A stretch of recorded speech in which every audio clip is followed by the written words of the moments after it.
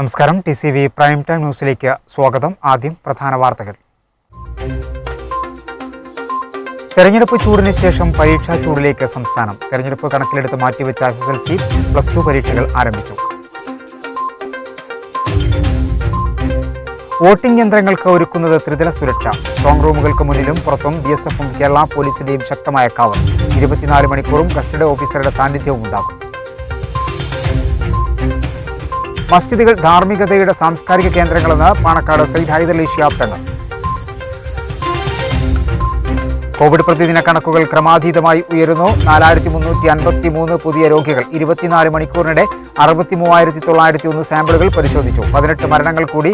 2205 പേർക്ക് രോഗമുക്തി. ജില്ലയിൽ 359 പേർക്ക് രോഗബാധ. 249 പേർക്ക് രോഗമുക്തി. വിശദമായ വാർത്തകളിലേക്ക്. തെരഞ്ഞെടുപ്പ് ചൂടിന് ശേഷം പരീക്ഷാ ചൂടിലേക്ക് സംസ്ഥാനം. തെരഞ്ഞെടുപ്പ് കണക്കിലെടുത്ത് മാറ്റിവെച്ച SSLC, +2 പരീക്ഷകൾ ആരംഭിച്ചു. ജില്ലയിൽ ഇത്തവണ SSLC പരീക്ഷ എഴുതുന്നത് 76,173 വിദ്യാർത്ഥികളും +2 പരീക്ഷ എഴുതുന്നത് 79,967 പേരുമാണ്. കർശന സുരക്ഷാ മാനദണ്ഡങ്ങളോടെയാണ് പരീക്ഷകൾ നടന്നത്. തിരഞ്ഞെടുപ്പ് ചൂട് കഴിഞ്ഞ് ഇനി പരീക്ഷാ ചൂട്. SSLC, +2 പരീക്ഷ ഇന്നു മുതൽ ആരംഭിക്കും. മാർച്ച് 17 ആരംഭിക്കേണ്ട പരീക്ഷ നിയമസഭാ തിരഞ്ഞെടുപ്പിന്റെ ഭാഗമായാണ് നീട്ടിയത്. ജില്ലയിൽ ഇത്തവണ 295 കേന്ദ്രങ്ങളിലായി 76,173 കുട്ടികളാണ് SSLC പരീക്ഷ എഴുതുന്നത്. സംസ്ഥാനത്ത് തന്നെ ഏറ്റവും കൂടുതൽ കുട്ടികൾ പരീക്ഷ എഴുതുന്നത് മലപ്പുറം ജില്ലയിൽ നിന്നാണ്. ജില്ലയിൽ 240 കേന്ദ്രങ്ങളിലായി 79,967 വിദ്യാർത്ഥികളാണ് +2 പരീക്ഷ എഴുതുന്നത്. 40,534 ആൺകുട്ടികളും 39,433 പെൺകുട്ടികളുമാണ് പരീക്ഷ എഴുതുന്നത്. റെഗുലറായി പഠിക്കുന്ന 58,293 വിദ്യാർത്ഥികളും 19,348 ഓപ്പൺ വിദ്യാർത്ഥികളും 2,326 പ്രൈവറ്റ് വിദ്യാർത്ഥികളും ഇതിൽ ഉൾപ്പെടുന്നു. ഹയർ സെക്കൻഡറി പരീക്ഷകൾ രാവിലെയാണ് നടക്കുക. മലപ്പുറം വിദ്യാഭ്യാസ ജില്ലയിലാണ് ഏറ്റവും കൂടുതൽ കുട്ടികൾ SSLC പരീക്ഷ എഴുതുന്നത്. 26,679 കുട്ടികളാണ്. തിരൂരങ്ങാടി വിദ്യാഭ്യാസ ജില്ലയിൽ നിന്നും 18,672, തിരൂരിൽ നിന്ന് 15,761, വണ്ടൂരിൽ നിന്ന് 15,061 കുട്ടികളുമാണ് പരീക്ഷ എഴുതുന്നത്. സംസ്ഥാനത്ത് തന്നെ ഏറ്റവും കൂടുതൽ വിദ്യാർത്ഥികൾ പരീക്ഷ എഴുതുന്നത് എടരിക്കോട് PKMM HSSൽ നിന്നും. സംസ്ഥാനത്ത് തന്നെ ഏറ്റവും കൂടുതൽ വിദ്യാർത്ഥികൾ പരീക്ഷ എഴുതുന്നത് എടരിക്കോട് PKMM HSSൽ നിന്നാണ്. 2076 കുട്ടികളാണ്. കോവിഡ് മാനദണ്ഡങ്ങൾ പാലിച്ചാണ് പരീക്ഷകൾ നടക്കുന്നത്. SSLC പരീക്ഷാ സമയം ഇന്നു മുതൽ 12 വരെ ഉച്ചയ്ക്ക് 1:40 മുതൽ 4:30 വരെയും 15 മുതൽ 29 വരെ രാവിലെ 9:40 മുതൽ 11:30 വരെയാണ് ക്രമീകരിച്ചിരിക്കുന്നത്. ഓരോ ഹാളിലും സാമൂഹ്യ അകലം പാലിച്ച് 20 വിദ്യാർത്ഥികളെ പ്രവേശിപ്പിക്കും. സാനിറ്റൈസർ, മാസ്ക്, ഗ്ലൗസ് എന്നിവ വിദ്യാർത്ഥികൾക്കും അധ്യാപകർക്കും നൽകും. ഹാളിൽ പ്രവേശിക്കും മുമ്പ് ശരീര താപനില പരിശോധിക്കും. തെർമൽ സ്കാനിൽ പ്രശ്നം കണ്ടെത്തുന്നവർക്ക് പ്രത്യേക ഹാൾ അനുവദിക്കും. പരീക്ഷാ ഹാളുകൾ, ശുചിമുറി, കിണറുകൾ എന്നിവിടങ്ങൾ അണുവിമുക്തമാക്കി. വോട്ടെണ്ണൽ ദിവസം വരെ വോട്ടിംഗ് യന്ത്രങ്ങൾ സൂക്ഷിക്കുന്നത് ത്രിതല സുരക്ഷയിൽ. 24 മണിക്കൂറും BSF, കേരള പോലീസ്, ഗസറ്റഡ് ഉദ്യോഗസ്ഥൻ എന്നിവരുടെ മേൽനോട്ടത്തിലാണ് യന്ത്രങ്ങൾ സൂക്ഷിക്കുന്നത്. ഒരേ സമയം 20 പേർ സുരക്ഷാ ഡ്യൂട്ടിയിലുണ്ടായിരിക്കും. BSFും കേരള പോലീസും ചേർന്നാണ് വോട്ടെണ്ണൽ ദിവസം വരെ വോട്ടിംഗ് യന്ത്രങ്ങൾക്ക് ത്രിതല സുരക്ഷാ സംവിധാനം ഒരുക്കുന്നത്. മലപ്പുറം ജില്ലയിലെ കേന്ദ്രത്തിൽ 24 മണിക്കൂറും ഗസറ്റഡ് ഉദ്യോഗസ്ഥന്റെ സാന്നിധ്യവും ഉണ്ടാകും. സ്ട്രോങ് റൂമുകൾക്ക് മുന്നിലെ സുരക്ഷ BSFനാണ്. 24 മണിക്കൂറും ആയുധമേന്തിയ BSF ജവാന്മാർ സ്ട്രോങ് റൂമിന് മുന്നിലുണ്ടാകും. ഒരേ സമയം 20 പേരാണ് ഡ്യൂട്ടിയിലുണ്ടാവുക. ആയുധങ്ങളോടെ സംസ്ഥാന പോലീസും സ്ട്രോങ് റൂമിന് 100 മീറ്ററിനുള്ളിൽ കാവലുണ്ടാകും. പോലീസ് പട്രോളിംഗ് സംഘത്തിന്റെ നിരീക്ഷണം സ്കൂളിന് പുറത്തുമുണ്ടാകും. മലപ്പുറം ലോക്സഭാ ഉപതെരഞ്ഞെടുപ്പ് വോട്ടിംഗ് യന്ത്രങ്ങളും അതാത് മണ്ഡലത്തിനകത്ത് തന്നെയാണുള്ളത്. ബുധനാഴ്ച പുലർച്ചെയോടെയാണ് വോട്ടിംഗ് യന്ത്രങ്ങളും പോളിംഗ് സാമഗ്രികളും ഏറ്റുവാങ്ങുന്നത് പൂർത്തിയായത്. ബൂത്തുകളിൽ നിന്ന് വോട്ടിംഗ് യന്ത്രങ്ങളുമായി എത്തിയ ഉദ്യോഗസ്ഥർ കൗണ്ടറുകൾക്ക് മുന്നിൽ പലതവണ ബഹളമുണ്ടാക്കി. വളരെ സാവധാനത്തിലാണ് കൗണ്ടറുകൾ പ്രവർത്തിച്ചതെന്നാണ് ഉദ്യോഗസ്ഥരുടെ ആക്ഷേപം. പോളിംഗ് സാമഗ്രികൾ ഏറ്റുവാങ്ങുന്നതിന് 22 കൗണ്ടറുകൾ പ്രവർത്തിച്ചിരുന്നെന്നും തെരഞ്ഞെടുപ്പ് കമ്മീഷന്റെ നിർദ്ദേശപ്രകാരം ഓരോ കൗണ്ടറിലും 2 പേർ വീതമുണ്ടായിരുന്നതായും ചുമതലയുള്ള വരണാധികാരി അറിയിച്ചു. കൂത്തുപറമ്പിലെ മുസ്ലിം ലീഗ് പ്രവർത്തകൻ മൻസൂറിന്റെ കൊലപാതകത്തിൽ പ്രതിഷേധിച്ച് വിവിധയിടങ്ങളിൽ പ്രതിഷേധ പ്രകടനങ്ങൾ നടന്നു. തിരുവരങ്ങാടി നിയോജക മണ്ഡലത്തിലെ വിവിധയിടങ്ങളിൽ പ്രതിഷേധ പ്രകടനം നടന്നു. പഞ്ചായത്ത്, മുനിസിപ്പൽ തല മുസ്ലിം യൂത്ത് ലീഗ് കമ്മിറ്റികളുടെ നേതൃത്വത്തിലാണ് പ്രതിഷേധം നടന്നത്.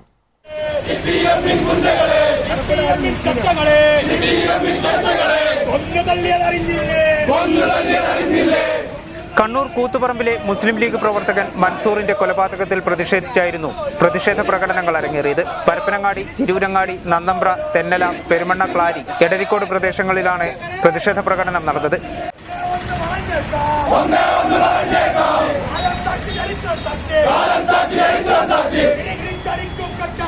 പരപ്പനങ്ങാടി മുനിസിപ്പൽ മുസ്ലിം യൂത്ത് ലീഗ് കമ്മിറ്റിക്ക് കീഴിൽ നടന്ന പ്രതിഷേധത്തിന് Ummer Ottummal, P Ali Akbar, P Shahul Hameed, Asif Pattasseri, Kabeer Chettippadi, P O Naeem എന്നിവർ നേതൃത്വം നൽകി. തിരൂരങ്ങാടി മുനിസിപ്പൽ മുസ്ലിം യൂത്ത് ലീഗ് കമ്മിറ്റിയുടെ നേതൃത്വത്തിൽ നടന്ന പ്രതിഷേധ പ്രകടനത്തിന് Anees Kuriyadan, CH Aboobacker Siddique, K Mueenul Islam, Ayyoob Thalappil, Shabab Pantharangadi, Ali Chemmad, UA Razak എന്നിവർ നേതൃത്വം നൽകി.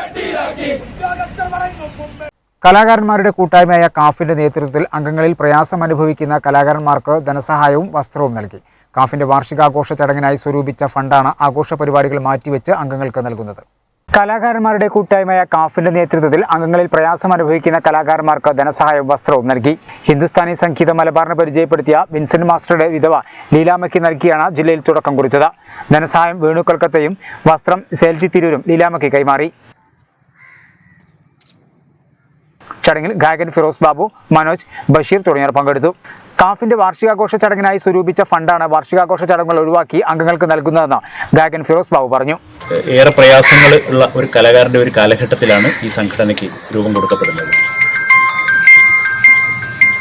കാഫ് ഒരു വർഷം എത്തി നിൽക്കുമ്പോൾ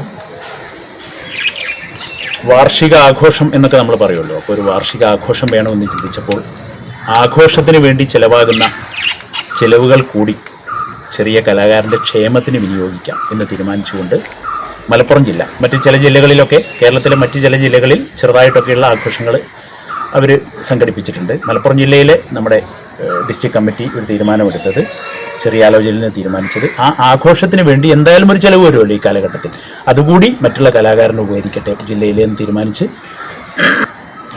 ഞങ്ങളുടെ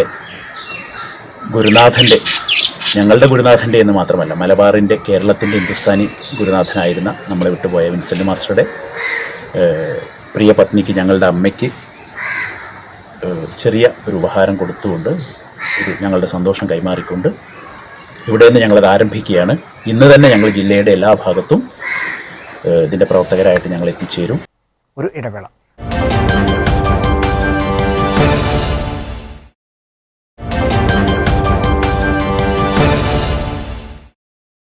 വാർത്തകൾ തുടർന്നു. യുവാവിന് ട്രെയിൻ തട്ടി മരണപ്പെട്ട നിലയിൽ കണ്ടെത്തി. താനൂർ ചിറക്കൽ സ്വദേശിയും കേപ്പുരം കമ്പനിപ്പടിയിൽ താമസക്കാരനുമായ പുതുശ്ശേരി മുജീബാണ് മരണപ്പെട്ടത്. 46 വയസ്സായിരുന്നു. കമ്പനിപ്പടിക്ക് സമീപം വെച്ച് രാവിലെ 6:30 ശേഷമാണ് സംഭവം. താനൂർ പോലീസ് സ്ഥലത്തെത്തി മേൽ നടപടിക്ക് ശേഷം പോസ്റ്റ്മോർട്ടത്തിനായി തിരുവങ്ങാടി താലൂക്ക് ആശുപത്രിയിലേക്ക് മാറ്റി. പുതുശ്ശേരിയിൽ മൊയ്തീൻകുട്ടിയാണ് പിതാവ്. ഖൈർനിസിയാണ് ഭാര്യ. ഫാത്തിമ, തസ്നി, ഷിബിന, തഫ എന്നിവർ മക്കളാണ്. താനൂർ റോട്ടറി ക്ലബ്ബ് താനൂർ സാമൂഹികാരോഗ്യ കേന്ദ്രത്തിന്റെ സഹകരണത്തോടെ കോവിഡ് വാക്സിനേഷൻ ക്യാമ്പ് സംഘടിപ്പിച്ചു. താനൂർ ശോഭ ഗവൺമെന്റ് LP സ്കൂളിൽ സംഘടിപ്പിച്ച ക്യാമ്പ് EM ഗുൽസാർ ഉദ്ഘാടനം ചെയ്തു. താനൂർ റോട്ടറി ക്ലബ്ബും താനൂർ സാമൂഹ്യ ആരോഗ്യ കേന്ദ്രത്തിന്റെ സഹകരണത്തോടുകൂടി കോവിഡ് വാക്സിനേഷൻ മെഗാ ക്യാമ്പ് സംഘടിപ്പിച്ചു. താനൂർ ശോഭ സ്കൂളിൽ നടന്ന പരിപാടി rotary club president EM Gulzar ഉദ്ഘാടനം ചെയ്തു. താനൂർ നഗരസഭാ പരിധിയിലെ 500-ലധികം ആളുകൾക്ക് 2 ദിവസമായി സംഘടിപ്പിക്കുന്ന ക്യാമ്പ് വഴി വാക്സിനേഷൻ നൽകാൻ കഴിയുമെന്ന് സംഘാടകർ അറിയിച്ചു.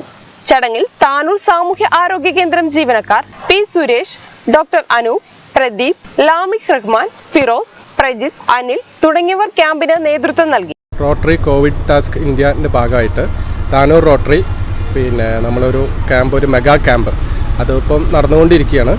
വൻ വിജയമാണ്. ഇപ്പോൾ തന്നെ നമ്മളിപ്പോൾ ഒരു 2 മണിക്കൂറിൻ്റെ ഉള്ളിൽ തന്നെ 200-ലും കൂടുതൽ പേഷ്യൻസിന് ഇപ്പോൾ നമ്മൾ വാക്സിനേഷൻ ചെയ്തു.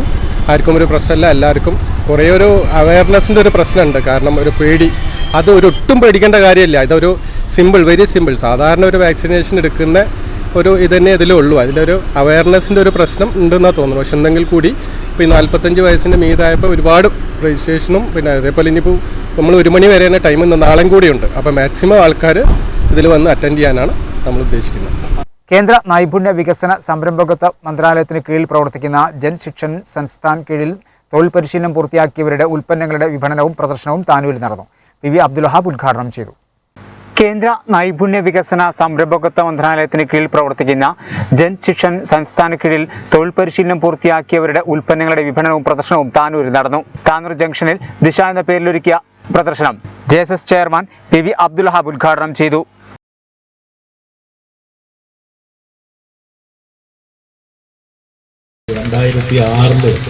തുടങ്ങിയ JSS 2021 15 വർഷം നടത്താൻ സാധിച്ചു. എൻ്റെ ജീവിതത്തിൽ ഞാൻ MP ആയിട്ട് മുമ്പേ പറഞ്ഞ പോലെ എന്തെങ്കിലും ഒരു കാര്യമായ സംഗതി ചെയ്യാൻ പറ്റിയിട്ടുണ്ടെങ്കിലും ഒരു തുടർച്ചയായിട്ട് മനസ്സിന് സമാധാനം ലഭിക്കുന്നു, അല്ലെങ്കിൽ കണ്ടിന്യൂസ് സസ്റ്റൈനബിൾ ഗ്രോത്ത്, നമ്മൾ പഞ്ചായത്ത് ഇതിലൊക്കെ പറഞ്ഞ മാതിരി ഒരു സുസ്ഥിര വികസനം, അത് ജനങ്ങളുടെ അടിത്തട്ടിൽ ഉള്ള ജനങ്ങളുടെ ജീവിത നിലവാരം ഉയർത്തുക എന്നുള്ളത് അതിന് സാധിക്കുന്ന ഒരു പദ്ധതിയാണ് JSS എന്ന് അറിഞ്ഞുകൊണ്ട് തന്നെയാണ് അന്ന് 2005 അന്നത്തെ മന്ത്രിയായിരുന്ന കേന്ദ്രത്തിലെ വിദ്യാഭ്യാസ മന്ത്രിയായിരുന്ന അർജുൻ സിംഗിനെ നിരന്തരമായി സന്ദർശിക്കുകയും അങ്ങനെ മലപ്പുറം JSS നമ്മുടെ കീഴിൽ വരികയും ചെയ്തു.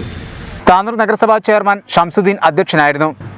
ഉമർ കോയ, നഗരസഭാ vice chairperson CK Subaida, Nannambra ഗ്രാമപഞ്ചായത്ത് പ്രസിഡന്റ് റൈഹാനത്ത്, നഗരസഭാ സ്റ്റാൻഡിംഗ് കമ്മിറ്റി അധ്യക്ഷന്മാരായ KPC അക്ബർ, ജയപ്രകാശ്, ഫാത്തിമ, നന്നമ്പ്ര ഗ്രാമപഞ്ചായത്ത് അംഗം ഷെരീഫ, പ്രോഗ്രാം കോർഡിനേറ്റർ ഷഹീദ് തുടങ്ങിയവർ സംസാരിച്ചു. ടൈലറിംഗ്, ഹാൻഡ് എംബ്രോയിഡറി, ബ്യൂട്ടീഷ്യൻ ബാച്ചുകളിലെ ഗുണഭോക്താക്കൾ ഒരുമിച്ചാണ് പരിപാടി സംഘടിപ്പിച്ചത്. കാടാമ്പുഴ ദേവീക്ഷേത്രത്തിൽ നടപ്പന്തൽ നിർമ്മാണത്തിന്റെ ശിലാസ്ഥാപനവും നിർമ്മാണം പൂർത്തീകരിച്ച അന്നദാന ഹാളും ഓഫീസും വിശ്വാസികൾക്കായി സമർപ്പിച്ചു. ക്ഷേത്രം സൂപ്രണ്ട് കൂടിയായ കവി CV അച്യുതൻകുട്ടിയുടെ നിർമാല്യം എന്ന് പേരിട്ട കവിതാ സമാഹാരവും ചടങ്ങിൽ പുറത്തിറക്കി. ക്ഷേത്രത്തിന്റെ നവീകരണത്തിന്റെ ഭാഗമായാണ് നടപ്പന്തൽ നിർമ്മാണം.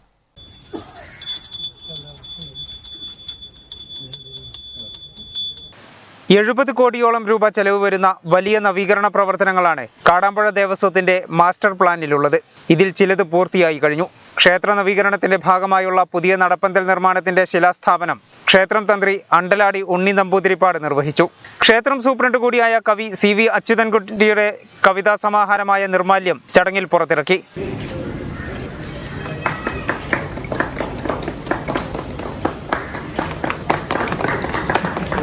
Malabar Devaswom board president MR Murali board അംഗം TN ശിവശങ്കരന് ആദ്യ പുസ്തകം കൈമാറി. ആധ്യാത്മിക ശൈലിയിൽ രചിച്ച കവിതകളും ശ്ലോകങ്ങളും ഉൾപ്പെടുന്ന കവിതാ സമാഹാരമായ നിർമാല്യത്തിന്റെ അവതാരിക എഴുതിയത് C രാധാകൃഷ്ണനാണ്. CV അച്യുതൻകുട്ടിയുടെ മൂന്നാമത്തെ കവിതാ സമാഹാരമാണിത്. ചടങ്ങിൽ എക്സിക്യൂട്ടീവ് ഓഫീസർ K സുജാതയ്ക്കൊപ്പം ക്ഷേത്രം manager NV Muraleedharan, Devaswom engineer Vijayakrishnan തുടങ്ങിയവരും പങ്കെടുത്തു. പടിഞ്ഞാറേ നട 2 ഭാഗത്തു നിന്നും ക്ഷേത്രത്തിലേക്കുള്ള എൻട്രിയാണ് ഉദ്ദേശിക്കുന്നത്. ഇപ്പോൾ നമുക്കുള്ളത് ക്ഷേത്രത്തിൻ്റെ ഒരു വശത്തു കൂടെ വന്നിട്ടാണ് നമ്മൾ ഉള്ളിലേക്ക് പ്രവേശിക്കുന്നത്. ഇതിന് പകരം നമ്മൾ തന്ത്രിയുമായിട്ട് ആലോചിച്ച ശേഷമാണ് ഇങ്ങനെ ചെയ്തിരിക്കുന്നത്. അത് പ്രകാരം നമ്മൾ ഇന്ന് അവിടെ തറക്കല്ലിടുകയാണ് ചെയ്തത്. അപ്പോൾ ക്ഷേത്രത്തിൽ തന്ത്രി തന്നെയാണ്, അത് അണ്ടലാടി മനയുള്ള നമ്പൂതിരിപ്പാട് തന്നെയാണ് വന്ന് ചെയ്തിരിക്കുന്നത്.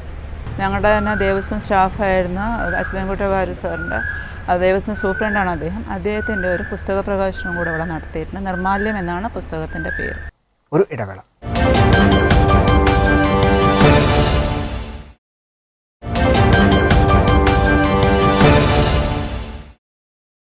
വാർത്തകൾ തുടർന്നു. മസ്ജിദുകൾ ധാർമ്മികതയുടെ സാംസ്കാരിക കേന്ദ്രങ്ങളെന്ന് സയ്യിദ് ഹൈദരലി ശിഹാബ് തങ്ങൾ. തിരുപ്പഴംകുളങ്ങര അബൂബക്കർ സിദ്ദീഖ് ജുമാ മസ്ജിദിന്റെ ഉദ്ഘാടനം നിർവഹിച്ച് സംസാരിക്കുകയായിരുന്നു അദ്ദേഹം. കോഴിക്കോട് ഖാദി സയ്യിദ് മുഹമ്മദ് കോയ ജമലലി തങ്ങൾ അധ്യക്ഷനായിരുന്നു. തിരുപ്പഴംകുളങ്ങര അബൂബക്കർ സിദ്ദീഖ് ജുമാ മസ്ജിദിന്റെയും IP അഹമ്മദ് കുട്ടി മാസ്റ്റർ സ്മാരക ശരീഅത്ത് ആൻഡ് ഇഫ്ദുൽ ഖുർആൻ കോളേജിനു വേണ്ടി കേരളത്തിൽ മൊയ്തു ഹാജിയുടെ സ്മാരകമായി അദ്ദേഹത്തിന്റെ കുടുംബം നിർമ്മിച്ചു നൽകിയ കോളേജ് കെട്ടിടത്തിന്റെയും ഉദ്ഘാടനം പാണക്കാട് സയ്യിദ് ഹൈദരലി ശിഹാബ് തങ്ങൾ നിർവഹിച്ചു.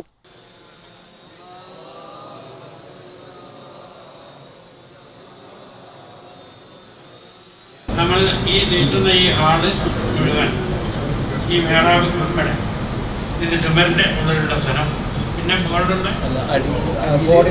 കോണി നിൽക്കുന്ന ഹാള് അള്ളാഹുവിൻ്റെ പള്ളിയായി മസ്ജിദായി വഖഫ് ചെയ്തതായി അറിയിക്കും.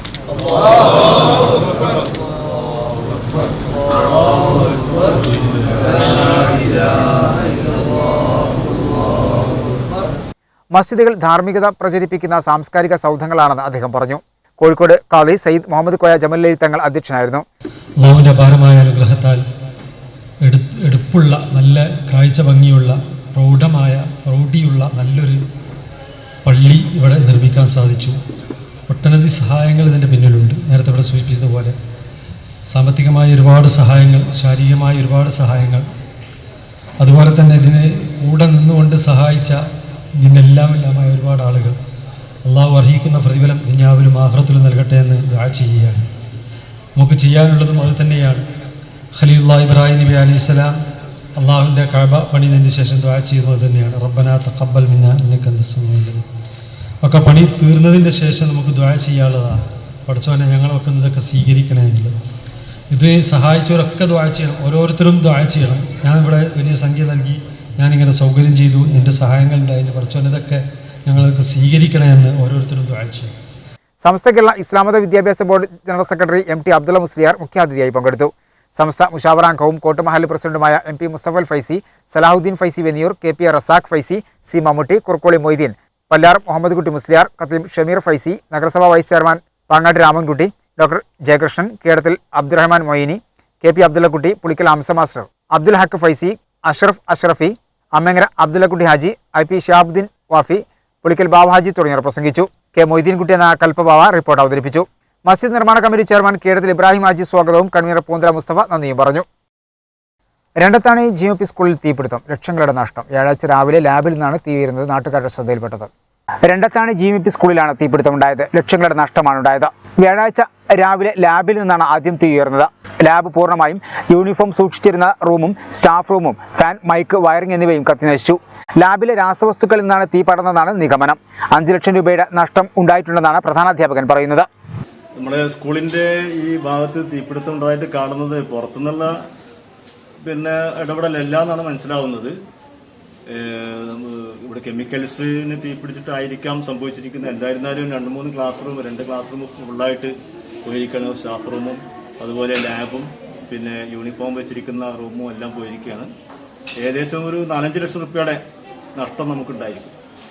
5 ലക്ഷം രൂപയെങ്കിലും ഇതിലെല്ലാം കൂടി ശരിയാക്കി വരുമ്പോഴേക്ക് വയറിങ്, എല്ലാ സംഗതികളും, ഫാന്, അതുപോലെ മൈക്ക് സെറ്റ് ഇതെല്ലാം പോയിരിക്കുകയാണ്. അപ്പോൾ അതുകൊണ്ട് വലിയൊരു നഷ്ടമാണ് നമുക്ക് ഉണ്ടായിട്ടുള്ളത്. ഇതെല്ലാം കൂടി പരിഹരിക്കണമെങ്കിൽ നല്ലൊരു സംഖ്യ നമുക്ക് ചെലവ് വരും. ഒരു 5 ലക്ഷം രൂപയുടെ നഷ്ടം ഉണ്ടാകുമെന്നാണ് നമ്മളിപ്പോൾ കണക്കാക്കുന്നത് ഏകദേശം. ഇന്ന് രാവിലെ ഉണ്ടായ സ്കൂളിൻ്റെ ലാബിലുണ്ടായ തീപിടുത്തത്തിൽ കുറേ സാധനങ്ങൾ, ലാബ് സാധനങ്ങളും അതുപോലെ സ്കൂൾ യൂണിഫോം, അതുപോലെ നഴ്സറിയുടെ കുറേ വസ്തുക്കൾ, അതുപോലെ ടെക്സ്റ്റ് പാഠപുസ്തകങ്ങൾ, അതുപോലെ മറ്റു പല വസ്തുക്കൾ, ഷെൽഫുകൾ, അതുപോലെ സ്പീക്കർ സെറ്റുകൾ, വയറിങ് എല്ലാം കത്തിനശിച്ചിട്ടുണ്ട്. ഏകദേശം ഒരു 5 ലക്ഷത്തിനടുത്തുള്ള നാശനഷ്ടങ്ങൾ ഉണ്ടായിട്ടുണ്ടെന്നാണ് കണക്കാക്കുന്നത്. ഇതിൻ്റെ കാരണം നമുക്ക് കെമിക്കൽ ലാബിനടുത്താണ് തീപിടുത്തം ഉണ്ടായത്. അപ്പോൾ പുറത്തുനിന്നുള്ള ഒരു ബാഹ്യ ഇടപെടൽ ഉണ്ടാകാൻ തോന്നുന്നില്ല. കെമിക്കൽ ലാബിലുണ്ടായ രാസവസ്തുക്കളുടെ കെമിക്കൽ ലാബിൽ നിന്നുണ്ടായിരുന്ന തീയാണെന്ന് തോന്നുന്നു. ധാരാളം വസ്തുക്കൾ നശിച്ചിട്ടുണ്ട്, ഭാഗികമായിട്ടും ഒക്കെ നശിച്ചിട്ടുണ്ട്. അതുകൊണ്ട് ഏകദേശം ബിരിയാണി ചാലഞ്ചുമായി കിൻഷിപ്പ് ഫൗണ്ടേഷൻ. കിൻഷിപ്പ് ഫൗണ്ടേഷന്റെ പ്രവർത്തനങ്ങൾക്ക് പണം കണ്ടെത്തുന്നതിന്റെ ഭാഗമായാണ് ബിരിയാണി ചാലഞ്ച് സംഘടിപ്പിക്കുന്നത്. 30,000 ബിരിയാണിയാണ് വിൽപ്പനയ്ക്ക് തയ്യാറാക്കുന്നത്. 10-ന് നടക്കുന്ന ബിരിയാണി ചാലഞ്ചിനുള്ള ഒരുക്കങ്ങൾ പൂർത്തിയായതായി സംഘാടകർ അറിയിച്ചു.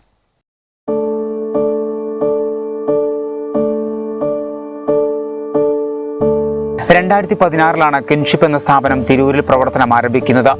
ഭിന്നശേഷിക്കാരായവർക്ക് സ്വപ്നം കാണാൻ പ്രേരിപ്പിക്കുകയാണ് കിൻഷിപ്പ്.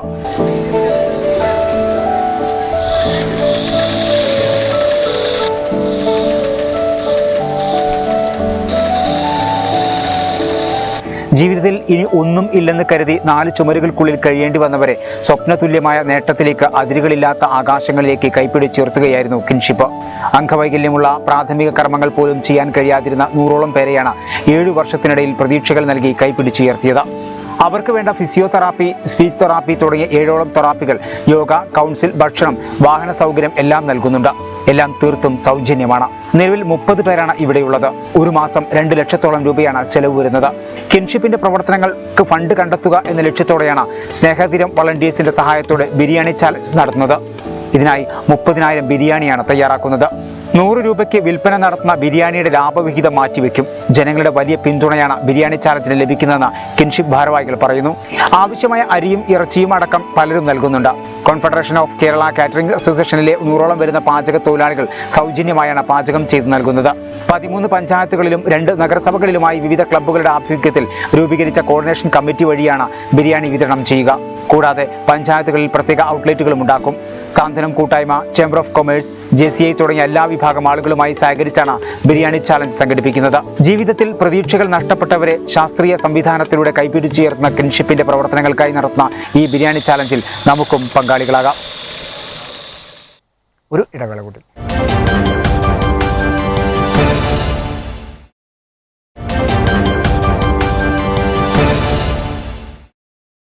വാർത്തകൾ തുടർന്നു. ആശങ്കയേറ്റി കോവിഡ് പ്രതിദിന കണക്കുകൾ ക്രമാതീതമായി ഉയരുന്നു. സംസ്ഥാനത്ത് 4353 പേർക്ക് പുതുതായി കോവിഡ് സ്ഥിരീകരിച്ചു.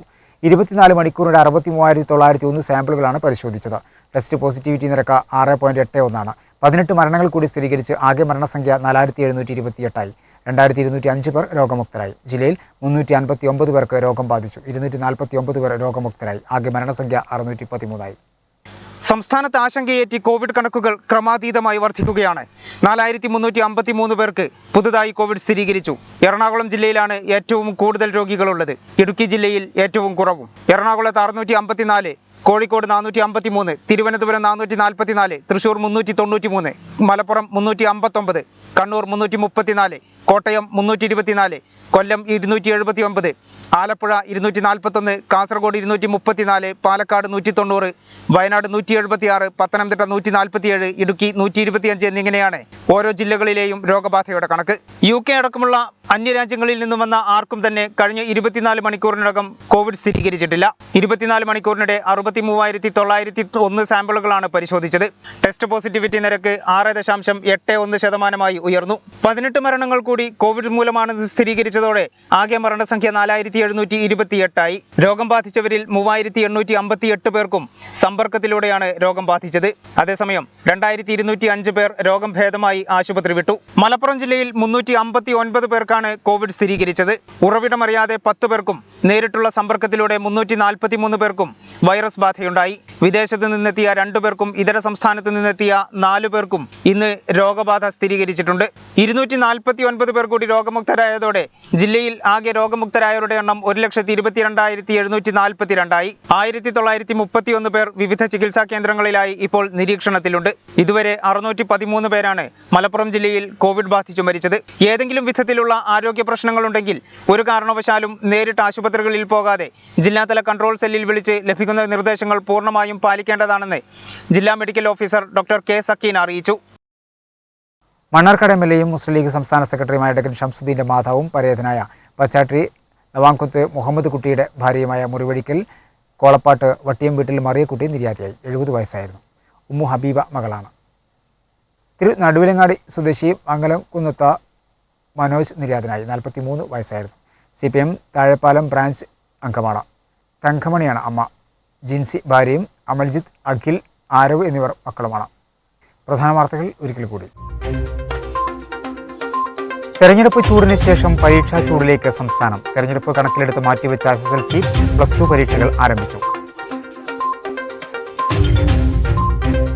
വോട്ടിംഗ് യന്ത്രങ്ങൾക്ക് ഒരുക്കുന്നത് ത്രിതല സുരക്ഷ. സ്ട്രോങ് റൂമുകൾക്ക് മുന്നിലും പുറത്തും BSFും കേരള പോലീസിന്റെയും ശക്തമായ കാവൽ.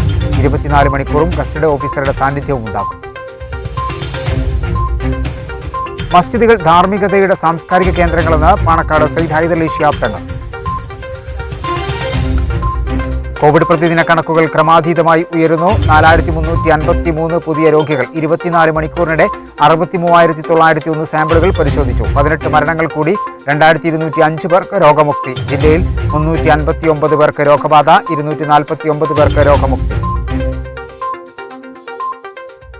ഇതോടെ വാർത്തകൾ സമാപിക്കുന്നു. നന്ദി, നമസ്കാരം.